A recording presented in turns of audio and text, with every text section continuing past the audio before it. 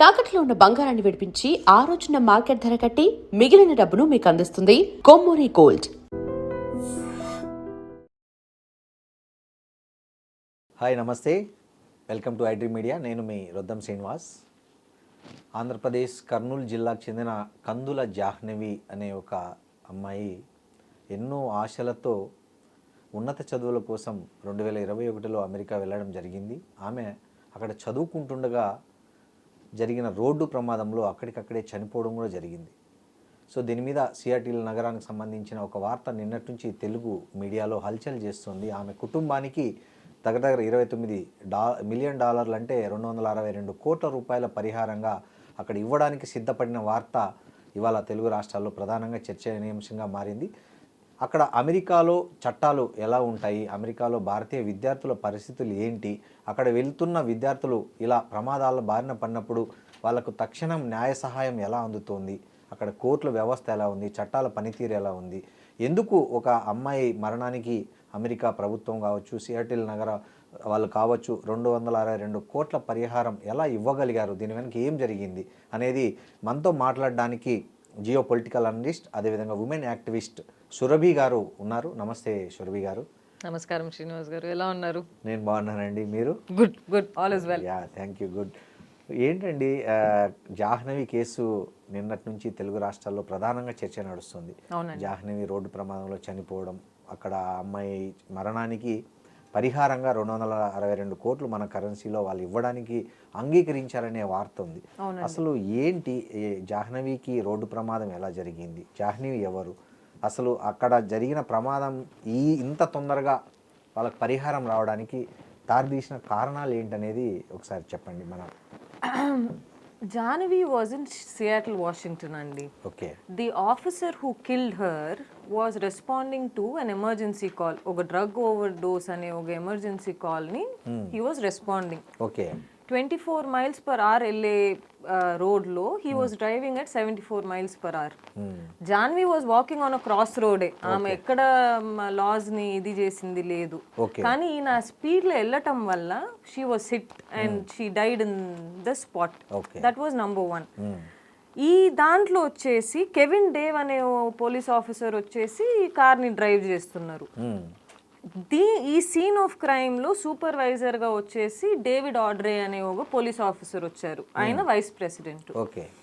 ఆయన body cam లో మాట్లాడింది చాలా insensitive comments, limited life value అనడమే కానీ, లేకపోతే రెగ్యులర్ పర్సన్ అనడమే కానీ, $11,000 చెక్ రాసిస్తే ఈ ఇష్యూ సార్ట్ అవుట్ అయిపోయేది, ఆయన నవ్వటమే, అది అవన్నీ చూసి వాళ్ళ స్టేట్ లో ఉన్న వాళ్ళకే I don't think they were able to digest. And Seattle Washington వచ్చేసి ఒక డెమోక్రాటిక్ స్టేట్ అండి. 1984 లో నుంచి వాళ్ళు రిపబ్లికన్స్ ని ఎలెక్ట్ చేసింది లేదు. సో డెమోక్రాటిక్ స్టేట్ అనేసి వస్తే కొంచెం ఎంపతి, సింపతి కొంచెం ఎక్కువ ఉంటది వాళ్ళల్లో. అందుకోసం మనం we should be thankful that it happened in Seattle Washington అనే ఒక ఇది కూడా మనం ఆలోచించుకోవచ్చు. ఈ కేసు వచ్చేసి ట్రయల్ దాకాను వెళ్ళలేదు, జడ్జి దాకాను వెళ్ళలేదు. ఎందుకంటే మనం అడిగిన ప్రైజ్, మనం ఏం అడిగామో వాజ్ $110 మిలియన్. వాళ్ళు మనకి ఇచ్చింది $29 మిలియన్. కానీ మనం జూరీకి వెళ్ళుంటే, కోర్ట్ దాకా వెళ్ళుంటే $29 మిలియన్ కంటే ఎక్కువ వచ్చేదేమో అనేసి వాళ్ళు out of the court settlement చేయడం జరిగింది. ఇక్కడ ఇంకొక ఇంపార్టెంట్ పాయింట్ ఏంటంటే, జాహ్నవిని రిప్రజెంట్ చేసే లాయర్ వచ్చేసి is a civil rights activist అండి. Wanda Sargent is her name. She a civil right activist. ఆ సైడ్ లో ఉన్న state head also is Erica Evans. She also civil rights activist. So రెండు maybe they came to a common conclusion that ఏం జరిగిందో అది నిజంగానే తప్పుగా జరిగింది అనే ఒక దాంట్లో I think they reached a settlement. అదే వాళ్ళు కోర్టుకు వెళ్ళి ఉంటే కోర్టు వచ్చేసి $110 మిలియన్ కాదు, ఇంకా ఎక్కువనే ఇచ్చేదేమో, వెయిట్ చేసి ఉంటే వాళ్ళు. కానీ అక్కడ దాకా పోలేదు. సో వీళ్ళు బహుశా కోర్టులో ఇంకా ఎక్కువ కట్టాల్సి వస్తుందని ముందే సెటిల్మెంట్. అది ఇది యుఎస్ లోనే కానీ ఇండియాలోనే కానీ అప్పటి నుంచి 2003లో నుంచి ఒక పెద్ద న్యూస్ అయిపోయింది. యుఎస్ లో కూడా చాలా మంది ప్రొటెస్ట్ చేయడం జరిగింది. ఆయన ఆ బాడీ క్యామ్ లో రికార్డ్ అయిన వాయిస్ కూడా చాలా వైరల్ అయింది, చాలా వైరల్ అయింది సోషల్ మీడియాలో అంతా. అవును. గవర్నమెంట్ దాకా వస్తే గవర్నమెంట్ ఎంత త్వరలో సార్ట్ అవుట్ చేసుకొని ముందుకు వెళ్ళిపోవడం అని చూస్తారే గానీ దాన్ని ప్రొలాంగ్ చేయరు కదా ఇండియాలో లాగా. I don't want to comment on that. So జాహ్నవికి 262 కోట్లు వస్తుందని చెప్తున్నారు కదండి, నిజంగానే అంత అమౌంట్ ఇక్కడ వీళ్ళకి ఇస్తారా లేకపోతే దాంట్లో లేదండి. సో నా దృష్టిలో ఏంటంటే the lawyer who fought on behalf of her, Wanda Sargent, ఆమె వచ్చేసి ప్రోబోనాలో తీసుకొని ఉండొచ్చు ఈ కేసు. ఎందుకంటే ఆమె ఆర్లీ రేటే ఒక $1,200-1,300 ఉంటది. చాలా కాస్ట్లీ లాయర్ ఆమె. అంత జాహ్నవి వాళ్ళ అమ్మగారు నాన్నగారు మనకు తెలియదు, బట్ 99.9% వచ్చేసి ఇది ప్రోబోనో కేసే. సో ఆమెకి అంత $29 million లో వాళ్ళు ఒక $10 million ఈజీగా తీసుకుంటారు, అది బయటికి చెప్పరు. సో ప్రోబోనో కేసు అంటే వీళ్ళకి ఇంత పర్సెంటేజ్, వాళ్ళకి అంత పర్సెంటేజ్ అని యూజువల్ గా 50-50 40-60 అలా ఉంటది. సో ఇది ప్రోబోనో కేసే అనుకుంటున్నా 99.9%. సో అట్లా అనుకున్నా ఒక 100 కోట్ల వరకు వీళ్ళకి వచ్చే అవకాశం ఉంది, అంతకంటే ఎక్కువ రావచ్చు. జాహ్నవి ఫ్యామిలీ వాళ్ళకి రావచ్చు. అది ఇప్పుడు అక్కడి నుంచి వాళ్ళు ఇండియాకి పంపించాలనుకోండి, టాక్సేషన్ ఉంటది. మళ్ళీ దీని మీద ట్యాక్స్ కట్టాలి కదా, ఖచ్చితంగా కట్టాలి. సో 100 కోట్లకి మళ్ళీ ట్యాక్సులు పోతుంది, ఎంతో ఉంటది కదండి, మన ఖచ్చితంగా పోతుంది. సో పోయి వీళ్ళకి ఎంత వచ్చిందో మళ్ళీ వీళ్ళు చివరికి చేతిలో ఎంత వచ్చిందో మనం చెప్పలేము, చెప్పుకోవడానికే పెద్ద ఫిగర్ కానీ, బట్ యాక్చువల్ గా వాళ్ళ చేతికి అందేది ఇండియన్ కరెన్సీలో ఒక 50-60 కోట్లకు మించి 70 అనుకోవచ్చు, 70 వరకు ఉండొచ్చు మాక్సిమం. అది so reality is that. Okay. So అక్కడ భారతీయ విద్యార్థుల పట్ల కానీ ఇప్పుడు ఆ కామెంట్స్ చూస్తే $11,000 సెట్ చేసేయచ్చు, రెగ్యులర్ క్యాండిడేట్, ఇట్లాంటి వర్డ్స్ ఏదైతే వాడారో అక్కడ పోలీసులు, సో వాళ్ళు ఇంత విద్వేషం నింపుకోవడానికి కారణాలు ఏమై ఉంటాయంటారు? అంటే భారతీయుల పట్ల, భారతీయ విద్యార్థుల పట్ల ఎందుకు వాళ్ళకంత చిన్న చూపు అనండి, లేకపోతే రేసిజం అనండి, జాతి వివక్ష అనండి, ఇవన్నీ ఎందుకు వస్తున్నాయంటారు? చెప్పొచ్చో లేదో అని ఇది కానీ శ్రీనివాస్ గారు, but America is a racist country. వాళ్ళ మధ్యలోనే బ్లాక్ అండ్ వైట్స్ మధ్యలో జరిగే గొడవలు ఈ మధ్య చూస్తున్నారు. ఈ మధ్య కాదు, 100 ఏళ్ల నుంచి మొత్తం రేసిజం మీద వచ్చింది. అండ్ మన స్టూడెంట్స్ మీద వాళ్ళకి ఎప్పటి నుంచో, అందుకే నేను వచ్చేసింది. One of the main reasons why I came back to India was that నువ్వు ఎంత పైకి ఎదుగు, వాళ్ళని ఎప్పుడు ఒక ఇది, Kamala Harris became the first vice president, కానీ మీరు రూట్స్లో వెళ్ళి చూసుకుంటే, రిపబ్లికన్స్ వాళ్ళ రూట్స్లో వెళ్ళి చూసుకుంటే పెద్దగా రెస్పెక్ట్ ఉండదు. సో రేసిజం అనేది వాళ్ళకి ఇండియన్స్ పట్లనే కాదు, వాళ్ళకి ఎవరు Americans, real and America is not real Americans అండి, ఇమిగ్రెంట్స్, అందరు ఇమిగ్రెంట్సే కదా. అక్కడ అమెరికా అంతా వలస వచ్చిన వాళ్ళతో నిండిన దేశము, బట్ మళ్ళీ అక్కడ లోకల్ నాన్ లోకల్ అనే ఫీలింగ్ చాలా ఎక్కువ ఉంటది. అది రిపబ్లికన్ స్టేట్స్ లో అయితే ఇంకా ఎక్కువ ఉంటది. సో ఇండియన్ స్టూడెంట్స్ అనే ఒక దాంట్లో చెప్పుకోలేము కానీ అన్నిట్లో వాళ్ళకి రేసిజం ఉంది. ఓకే. సో ఈ మధ్య కొన్ని హత్యలు కూడా జరుగుతున్నాయి, భారతీయ విద్యార్థులను చంపడము, కిడ్నాప్ చేయడం, ఇవన్నీ కూడా జరుగుతున్నాయి. సో ఇది ఇంకా పెరుగుతుందా లేకపోతే ఏమైనా దీనికి ఏమన్నా పెరుగుతుంది శ్రీనివాస్ గారు? తగ్గే అవకాశం అయితే నాకు కనబడట్లేదు. ఇప్పుడు మీరు ఒక any student who goes out of India అనుకోండి, ఇక్కడ నుంచి యుఎస్ కి అట్లీస్ట్ ఒక 24 hours మినిమం ఫ్లైట్, 24 hours లేఓవర్తో అది ఇది కలిపి 24 hours is minimum flight. Students ఎలా వెళ్తారు? 24 hours తీసుకుంటే ఎక్కువ డబ్బులు కట్టాల్సి వస్తుంది, ఎందుకంటే లేఓవర్ తక్కువ ఉంటుంది, కనెక్టింగ్ ఫ్లైట్స్ 2 ఉంటాయి. సో స్టూడెంట్స్ ఎలాంటి ఫ్లైట్స్ చూస్ చేసుకుంటారు? లేఓవర్ ఎక్కువ ఉండే, తక్కువ పడుతుంది కాబట్టి ప్రైసెస్. సో ఇక్కడ మన ఎర్ర బస్ ఉంటుంది చూసారా, అలానే ఉంటది ఫ్లైట్. సో ఒక స్టూడెంట్ ఇక్కడ నుంచి యుఎస్కి వెళ్ళాలంటే 40 hours పడుతుంది మినిమం. ఆ 40 hours ఆయన ఎట్లా కూర్చోవాలి? ఇట్టనే కూర్చోవాలి.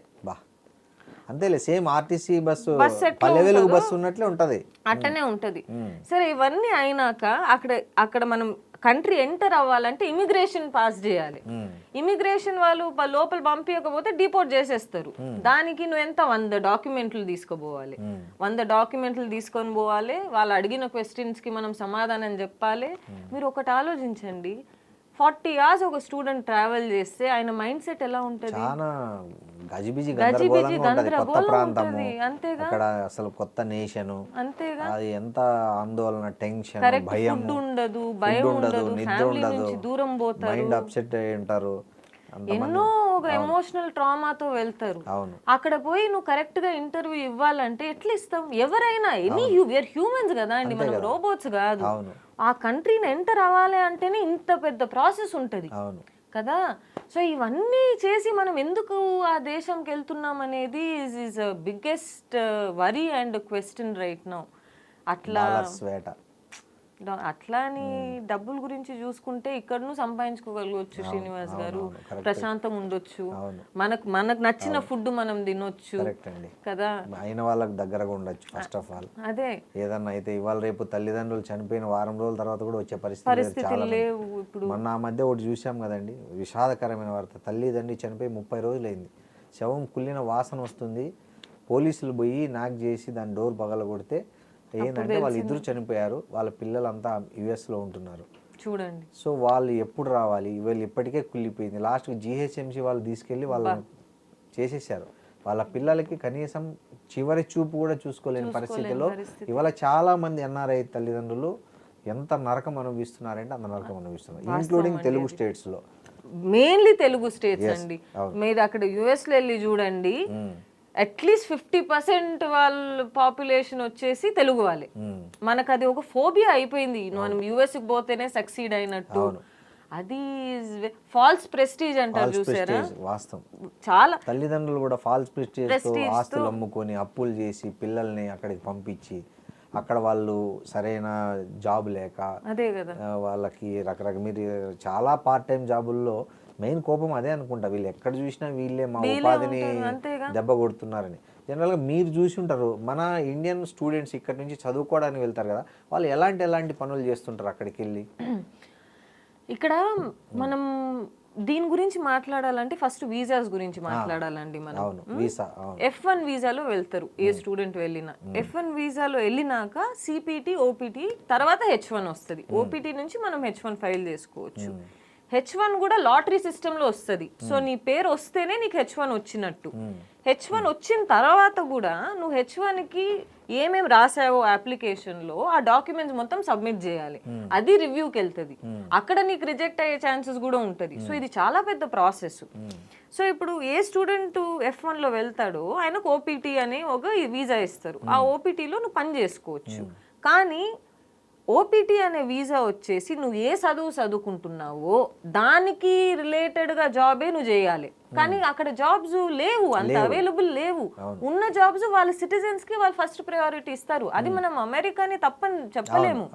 మన ఇండియన్ సిటిజన్స్ కి మనం ఎట్లా ఫస్ట్ ప్రయారిటీ ఇస్తాము, వాళ్ళకి ఇచ్చుకుంటారు.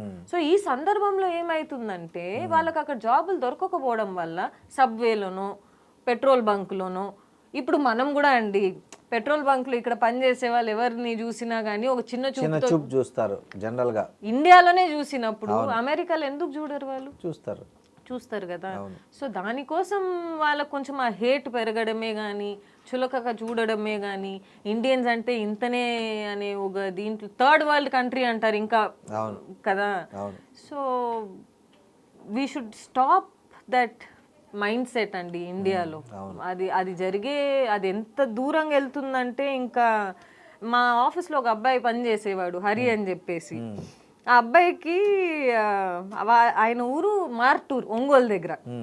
అయితే ఆయన యుఎస్ వీసా ఇవన్నీ ట్రై చేసి ఏది రాకుండా పోతే సైప్రస్కి వెళ్తుండే ఆఖరికి.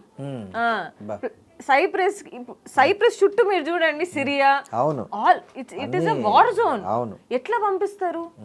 నేను వాళ్ళ ఇంటికి వెళ్ళి ఇంకా చెప్పిన వద్దమ్మా, వాళ్ళ తల్లిదండ్రులు చేయెత్తి మొక్కిన వద్దమ్మా, కానీ అది వినలే వాళ్ళు. అంటే అంత ఫ్యాషన్, అంటే మా పిల్లల్ని బయట దేశాలకు పంపించాలనే ఒక ప్యాషన్ ఏదైతే అది ఫ్యాషన్ వాళ్ళ కంటే ప్రాణాల ఒక మీద ఫాల్స్ కూడా తెస్తుంది. ప్రెస్టీజ్ లాగా అయిపోతుంది. అవునండి, ఇప్పుడు ఎంఎస్ అనేది అమెరికాలో చదివితేనే గొప్పనా అంటే జనరల్గా, లేకపోతే ఎందుకు ఎగబడుతుంటారు ఎంఎస్ చదవడానికి అమెరికాకు? ఇండియాలో లేని చదువులు అమెరికాలో ఉన్నాయా? ఖచ్చితంగా లేదండి. ఇప్పుడు నలంద యూనివర్సిటీ తీసుకోండి మీరు, ఆక్స్ఫర్డ్ యూనివర్సిటీ కంటే 600 years ముందు పెట్టారు అవును. నలంద యూనివర్సిటీ. ఇండియాలో లేని చదువు ఎందుకు యుఎస్ లో ఉంటది? ఖచ్చితంగా లేదు. కానీ ఇక్కడ ఏంది, money place a major factor. అక్కడ డాలర్స్ లో సంపాదిస్తారు, ఇక్కడ రూపీస్ లో స్పెండ్ చేస్తారు. కాబట్టి అక్కడ వాళ్ళు ఉండే అపార్ట్మెంట్ ఏందో చిన్న అపార్ట్మెంట్ లో ఉంటారు. ఫుడ్ చక్కగా తినరు, పేరెంట్స్ కి డబ్బులు పంపిస్తారు. పేరెంట్స్ కి డబ్బులు పంపిస్తే ఇక్కడ ల్యాండ్లు కొనడము, అపార్ట్మెంట్స్ కొనడము, ఇలాంటివి జరుగుతాయే గానీ ఎంఎస్ చదువు అక్కడ పోయి చదివే వల్ల వచ్చే లాభం ఏంది లేదు. మీరు నోటీస్ చేస్తే అక్కడ ఎంఎస్ చదివి తిరిగి వచ్చిన వాళ్ళు ఎవరు లేరు, రారు. 99% అక్కడే ఏదో ఒకటి చేసుకుంటారే గానీ తిరిగి ఇండియాకి రారు. ఎంత దూరానికి వెళ్తారంటే ఇప్పుడు ఓపీటీ అయినాక నీకు H1 రాకపో, ఇఫ్ ఇట్ డస్ నాట్ ఆ లాటరీలో పిక్ కాకపోతే ఇంకొక ఎంఎస్ చేస్తారు. అక్కడ పిక్ కాకపోతే ఇంకొక ఎంఎస్ చేస్తారు. ఎందుకు? వీసా స్టేటస్ యాక్టివ్ గా పెట్టుకోవడానికి. ఒక్కొక్క ఎంఎస్ అట్లీస్ట్ ఒక 20 లక్షలు ఉంటాయి. అంత డబ్బులు మనం వాళ్ళకి పెడుతున్నాం. సో అది ఎంతవరకు మనలో మనకే ఒక ఇన్ఫీరియారిటీ కాంప్లెక్స్ ఉంది అండి. మనం ఇండియన్స్, మనం అమెరికాకి వెళ్తేనే మనకు ఒక రికగ్నిషన్ వస్తుంది. తెల్లతోలు అంటారు చూసారా, వాళ్ళు ఎట్లా రేసిజం గా వాళ్ళని చూసుకుంటారో మనలో మనకు కూడా ఇన్ఫీరియారిటీ కాంప్లెక్స్ చాలా ఎక్కువ ఉంటుందేమో. సో అక్కడ నిజంగానే భారతీయ విద్యార్థులకి అంటే ఫస్ట్ ఎట్లాంటి ప్రాబ్లమ్స్ ఎదురవుతాయండి? ఇక్కడ నుంచి పోయిన వాళ్ళు ఏం ఎక్కువ ఫేస్ చేసే సమస్యలు ఏంటి? ఎడ్యుకేషన్ ఇన్స్టిట్యూషన్స్ దగ్గర నుంచి చాలామంది, ఇంకోటి ఈ స్టాఫింగ్ వాళ్ళు, తర్వాత ఈ ఎడ్యుకేషన్ కన్సల్టెన్సీలు కూడా కొంతమందికి ఏవో ఫేక్ పెట్టి పంపిస్తుంటారు వాళ్ళు, అట్లాంటివి కూడా అంటారు. ఎట్లా ఇవన్నీ ఎట్లా జరుగుతుంటాయి మామూలుగా? అంటే ఇప్పుడు మీకు ఒక F1 వీసా అప్లై చేయాలనుకోండి, మీకు బ్యాంక్ బ్యాలెన్స్ ఇంత అని చూపించాల్సి వస్తుంది. ఎందుకంటే అక్కడ సర్వైవ్ అవ్వాలి కదా మీరు 2 years. సో ఆ బ్యాంక్ బ్యాలెన్స్ చూపించకపోతే మీకు వీసా రాదు, రైట్? సో ఏం చేస్తారు కన్సల్టెంట్స్ వచ్చేసి, ఓ 10 రోజుల ముందే అకౌంట్ లో ఒక 30 లక్షలు వేస్తారు. దాంట్లో వీళ్ళు తీసుకునేది 1 లక్ష అట్లా చేస్తారు. లేకపోతే ఫాల్స్ వర్క్ సర్టిఫికెట్స్ అని కొన్ని క్రియేట్ చేస్తారు, ఇక్కడ వర్క్ చేసినట్టే గానీ. సో అన్ని ఫేక్ సర్టిఫికెట్స్ తీసుకొని పోయి ఒక స్టూడెంట్ ని అక్కడ పంపిస్తారు. అది దాని వల్ల కూడా మన మీద ఒక చులక చూపు వచ్చేసిందేమో యుఎస్ వాళ్ళకి, వీళ్ళు వచ్చిన వాళ్ళందరూ ఫ్రాడ్ లబ్బా, వీళ్ళు చేసేది ఏమీ లేదు అని చెప్పేసి. ఆ ఒక రీజన్ లోను మనం చూసుకోవచ్చు. యుఎస్ లో ఏమవుతుందంటే ఇప్పుడు కార్ లేకుండా మీరు చాలా దూరం వెళ్ళలేరండి. ఇది దట్ ఒక మీ దగ్గర వెహికల్ లేదనుకోండి, ఇండియా లాగా కాదు, అక్కడ ఆటోలు ఉండవు, అంత పబ్లిక్ ట్రాన్స్పోర్ట్ అంత ఇదిగా, బస్సెస్ ఉంటాయి కానీ వెరీ ఇదిగా ఉంటుంది, తక్కువ. సో స్టూడెంట్స్ వచ్చేసి 4-5 kilometers నడవాల్సి వస్తుంది, 6 kilometers నడవాల్సి వస్తుంది.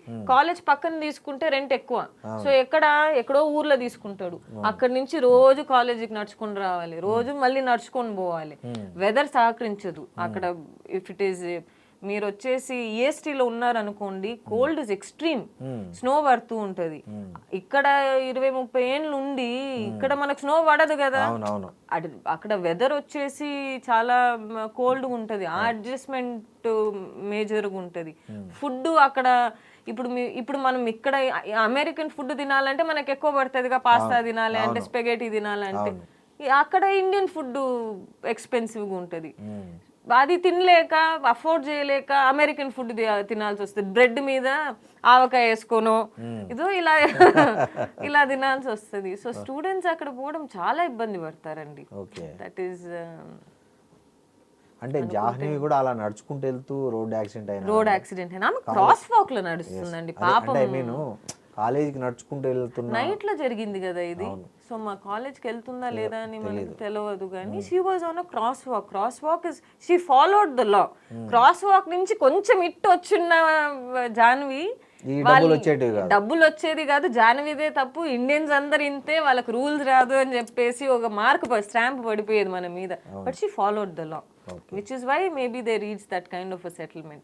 And ఈ సైడ్ లో ఉన్న లాయర్ కూడా is a very good lawyer కాబట్టి జనరల్గా అక్కడ ఇండియన్స్కి ఇట్లాంటి లీగల్ ఇష్యూస్ వచ్చినప్పుడు హెల్ప్ చేయడానికి ఏమేమి అందుబాటులో ఉంటాయండి? అంటే గవర్నమెంట్ తరఫున కావచ్చు, ఏముండవా? ఏముండవు. ఓకే. అంటే అన్లెస్ మీకు వాండా సార్జెంట్ లాగా ఏదైనా ఒక లాయర్ వచ్చి ప్రోబోనోలో తీసుకొని వాళ్ళకి డబ్బులు వస్తున్నాయా అని ఫస్ట్ చూసుకుంటారు వాళ్ళు కదా. ప్రోబోనో కేసెస్ తీసుకున్నారు అనుకోండి, 100% గెలిచే గెలిచే తీసుకుంటారు, లేకపోతే తీసుకోరు. ఒక 99.9% ఛాన్స్ కూడా ఉన్నా కానీ చాలా మంది ఇగ్నోర్ చేసేస్తారు. And lawyers are very expensive అక్కడ. మీకు మినిమం లాయర్ వచ్చేసి $120, $130. ఇమ్మిగ్రేషన్ లాయర్ అనుకోండి $400, $500 per hour తీసుకుంటారు. సో ఇలాంటి అందుబాట్లు మన ఇండియన్స్కి అక్కడ లేదు. మరీ పెద్ద ఒక సెన్సేషన్ న్యూస్ అయింది అనుకోండి, the max they can do is reach out to Indian embassy, అంతే. కానీ అక్కడ నుంచి గవర్నమెంట్ సపోర్ట్ ఇండియన్స్ కి ఇచ్చేదైతే ఏమీ లేదు. ఇంకా ఎలా గుంజుకోవాలి అని చూసుకుంటారే గానీ ఇచ్చేదైతే ఏమి ఉండదు అక్కడ. సో ఇప్పుడు అమెరికాలో చాలా ట్రంప్ వచ్చిన తర్వాత బాగా మారిపోతుంది, గందరగోళం అవుతుంది. ఈ పరిస్థితుల్లో ఇండియాకు వచ్చి మళ్ళీ రిటర్న్ పోతే మళ్ళీ వీసా ఉంటుందో ఉండదో అనే ఒక భయం చాలా మంది ఎన్ఆర్ఐల్లో ఉంది. అందుకే కదా రావట్లేదు. అవును, అందుకే రావట్లేదు. ఇక్కడ ఇండియాలో ఏం జరిగినా, పండగలున్నా, తల్లిదండ్రులకు ఆరోగ్యం బాగాలేకపోయినా అసలు రాలేకపోతున్నారు. ఎంతో మంది అండి స్టూడెంట్స్ కాదు, గ్రీన్ కార్డ్స్ భయపడుతున్నారండి. ఇప్పుడు ఇండియాకి వచ్చి తిరిగి వెళ్తే ఎంట్రీ అలౌ చేస్తారో లేదో అని చెప్పేసి గ్రీన్ కార్డ్స్ భయపడుతున్నారు. ఒక గ్రీన్ కార్డ్ రావాలంటే 15 to 20 years పడుతుంది. ఎంత కష్టం. H1 ఫస్ట్ ఎక్స్టెన్షన్ చేసుకుంటారు, సెకండ్ H1 ఎక్స్టెన్షన్ చేసుకుంటారు, GCEAD వస్తుంది, తర్వాత GC వస్తుంది, తర్వాత సిటిజన్షిప్ అప్లై చేసుకోవాలి. ఈ మొత్తం ప్రాసెస్ ఒక 25 ఏళ్ళు పడుతుందండి. గ్రీన్ కార్డ్స్ భయపడుతున్నారు ఇండియాకి రావడం. ఇప్పుడు ఎందుకు ఇది ఈ పరిస్థితి మనకు? అంతే కదా, ఎంత ఆపర్చునిటీస్ పెట్టుకొని ఇండియాలో అక్కడ పోయి అంత ఉండాల్సిన అవసరమే లేదు. ఎందుకు అట్లా చేస్తున్నాం అనేది ఫాల్స్ ప్రెస్టీజ్, డబ్బు, ఈ రెండు తప్పితే నాకు వేరే రీజన్స్ ఏం కనబడట్లేదండి. ఇప్పుడు జాహ్నవి కేసులో వచ్చిన తీర్పు భవిష్యత్తులో ఎలాంటి భద్రతను తెస్తుంది ఇండియన్ స్టూడెంట్స్కి? దీనివల్ల ఏమన్నా అక్కడ వ్యవస్థల్లో ఏదైనా మార్పు వస్తుందా వాళ్ళ ఆలోచనలో కానీ వాళ్ళ బిహేవియర్లో కానీ? ఎందుకంటే ఈ కేసు ఒక కేస్ స్టడీ లాగా ఉంటుంది కదా వాళ్ళకి. సో వాళ్ళు ఏమైనా ఇంకొంచెం మంచిగా మారే అవకాశం ఉందా? అమెరికన్స్ అంటున్నారా? ఖచ్చితంగా ఉండదండి. This is just an other case. అంతే. ఈ $29 million సెటిల్మెంట్ అనేది US లో చాలా జరుగుతూ ఉంటాయి. మనకి కొంచెం పెద్దగా అనిపిస్తుంది కానీ ఎలాంటి మార్పులు రావు, ఏమీ రావు. ఇవి జస్ట్ అన్ అదర్ కేస్ అని అయిపోయింది. కేల్ కథం దుకాన్ బంద్ అంటారు చూసారా, అంతే. ఈ పోలీసులకు ఎలాంటి శిక్షలు పడ్డాయండి జాహ్నవి కేసులో? ఇద్దరు ఫైర్ అయిపోయినారండి, కానీ 11 months పట్టింది. వాళ్ళు ఇన్వెస్టిగేషన్ చేసి అన్ని చేసి. కెవిన్ డేవ్ అనే ఆయన ఎవరైతే కార్ నడిపారో ఆయన $5,000 ఫైన్ కట్టి హీ వాజ్ ఫైర్డ్. ఈ మనిషి who ever made the insensitive comments, he was also fired. కానీ ఆయన బయటకు వచ్చి ఎంత జస్టిఫై చేసుకుంటున్నాడు ఆ విషయంని. నేను యూనియన్ని క్రియేట్ చేశాను కాబట్టి నన్ను జాబ్లో నుంచి తీసేశారు, నా తప్ప అసలుకే లేదు, నేను అట్లా నవ్వింది ఏదో సరదాగా నవ్వినా, అలా ఇలా అని బయటకు వచ్చి ఫాక్స్ న్యూస్లో ఇంటర్వ్యూ ఇచ్చాడు ఆ మనిషి. ఒక 40 నిమిషాలు మాట్లాడాడు. అది వింటే ఆయనకి ఎక్కడ నేను చేసింది తప్పు ఎక్కడ లేదు, నేను చేసింది తప్పు అని ఆ మనిషికి ఎక్కడ కనిపించట్లేదు నాకు. సో ఈ బాడీ క్యామ్ అనేది ఏంటండి? అసలు అమెరికన్ పోలీసులకి ఈ బాడీ క్యామ్స్ పెడతారు కదా, అసలు ఏంటి ఈ కాన్సెప్ట్? అంటే ప్రతి police officer has a body camera అండి. That is a very good thing. ఇప్పుడు అమెరికా, ఇప్పుడు మనం వాళ్ళు తప్పు మాట్లాడుతున్నామంటే పాజిటివ్స్ మాట్లాడాలి కదా. వాళ్ళ దగ్గర లా అనేది is very very very strict. The number 1 country who imprisons their citizens the most is America. అంటే నువ్వు తప్పు చేస్తే you have to face the consequences అనే ఒక ఇదైతే చాలా గట్టిగా ఫాలో అవుతారు వాళ్ళు. బాడీ క్యామ్ అనేది ప్రతి ఒక్క పోలీస్ ఆఫీసర్ దగ్గర ఉంటుంది. సో నువ్వు ఎక్కడ ఇది చేయలేవు. The minute your body cam switches of, నీకు కాల్ వస్తుంది, ఎందుకు స్విచ్ ఆఫ్ అయింది, ఆన్ చేయి, సిగ్నల్స్ రాలేదా, సిగ్నల్స్ రాకపోతే నువ్వు డ్యూటీ నుంచి తీసేస్తారు. అంత స్ట్రిక్ట్ గా ఫాలో అవుతారు. ప్రతి ఒక్క పోలీస్ ఆఫీసర్ కి బాడీ క్యామ్ అవసరం. సో ఎందుకంటే అమెరికాలో legal process is very very good అండి. ఓకే. నాకేమనిపిస్తుంది వీళ్ళు సెటిల్ అయింది వచ్చేసి అవుట్ ఆఫ్ ద కోర్ట్ కూడా డిస్కవరీ అనేసి ఒకటి ఉంటుంది. డిస్కవరీ అంటే ఏంటి, ఈ సైడ్ లో నుంచి ప్రూఫ్స్, ఈ సైడ్ లో నుంచి ప్రూఫ్స్. సో ఈ డిస్కవరీలో ఇంకా ఏమేమి బయటపడతాయో అని చెప్పేసి out of the court settlement తీసుకున్నారేమో అనే ఇంకొక థాట్ ప్రాసెస్ ను మనం ఆలోచించవచ్చు జాహ్నవి కేసులో. ఓకే. సో ఈ బాడీ క్యామ్స్ అనేటివి లేకపోతే అసలు ఈ విషయం వెలుగులోకి వచ్చేదే కాదు. అంతే కదా. అంతేగా. సో అదొకటి మనం అప్రిషియేట్ చేయాలి. ఖచ్చితంగా.